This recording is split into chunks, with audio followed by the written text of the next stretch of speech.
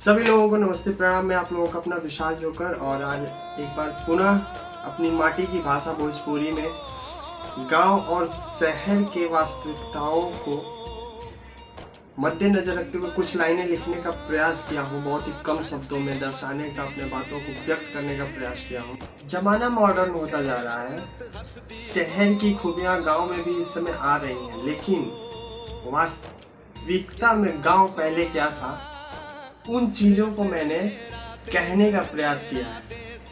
तो आइए सुनते हैं कि तोहरा शहर के गलियन में वो माटी के खुशबू आवे लगा, गांव के बहरा कहीं बगिया में झुलुहा के डेरा लोग बसावे लगा, बनत केहू और के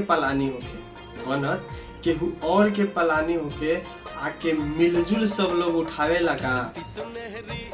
ए भैया, जाना तनी हम गांव से बानी, लेकिन तोहरे यहाँ लोग पाती में बिठा के खाना खियावे लगा।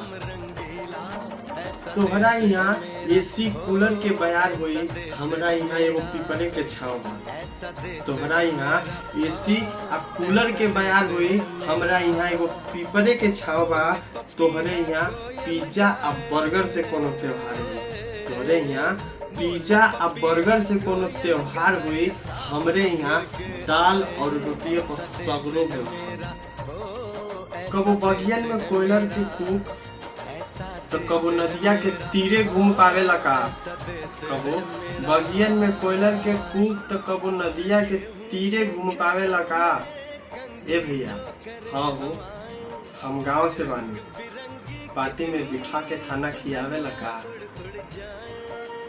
Thank you. ऐसा देश है मेरा, हो ऐसा देश है मेरा, ऐसा देश है।